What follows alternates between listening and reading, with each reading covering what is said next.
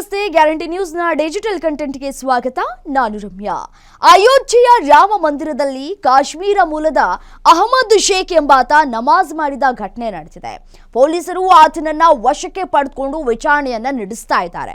ಶುಕ್ರವಾರ ದೇಗುಲಕ್ಕೆ ಭೇಟಿ ನೀಡಿದ್ದ ಈತ ರಾಮಲಲ್ಲಾನ ದರ್ಶನ ಪಡೆದ ನಂತರ ಮಂದಿರದ ಆವರಣದಲ್ಲಿರುವಂತಹ ಈ ಸೀತಾ ರಸೋಹಿ ಎಂಬ ಸ್ಥಳದಲ್ಲಿ ನಮಾಜನ್ನ ಆರಂಭ ಮಾಡಿದ್ದಾನೆ. ಇದನ್ನ ಗಮನಿಸಿದಂತಹ ಸ್ಥಳೀಯರು ತಕ್ಷಣ ಕಾರ್ಯಪ್ರವೃತ್ತರಾಗಿ ಭದ್ರತಾ ಸಿಬ್ಬಂದಿ ಆತನನ್ನ ತಡೆದು ವಶಕ್ಕೆ ಪಡೆದುಕೊಂಡಿದ್ದಾರೆ. ಈ ಸಂದರ್ಭದಲ್ಲಿ ಅಹ್ಮದ್ ಘೋಷಣೆಗಳನ್ನ ಕೂಡ ಕೂಗಿದ್ದಾನೆ ಅಂತ ಹೇಳಿ ಪ್ರತ್ಯಕ್ಷದರ್ಶಿಗಳು ಹೇಳ್ತಾ ಇದ್ದಾರೆ. ಪವಿತ್ರ ದೇವಾಲಯದ ಆವರಣದಲ್ಲಿ ಧಾರ್ಮಿಕ ನಿಯಮಗಳ ಉಲ್ಲಂಘನೆ ಮಾಡಿರುವಂತಹ ಹಿನ್ನೆಲೆಯಲ್ಲಿ ಪೊಲೀಸರು ತೀವ್ರ ತನಿಖೆಯನ್ನ ನಡೆಸ್ತಾ ಇದ್ದಾರೆ. ಈ ಕೃತ್ಯದ ಉದ್ದೇಶ ಮತ್ತು ಆತನ ಹಿನ್ನೆಲೆಯ ಬಗ್ಗೆ ಹೆಚ್ಚಿನ ಮಾಹಿತಿಯನ್ನ ಕೂಡ ಈಗಾಗಲೇ ಕಲೆ ಹಾಕಲಾಗ್ತಾ ಇದೆ.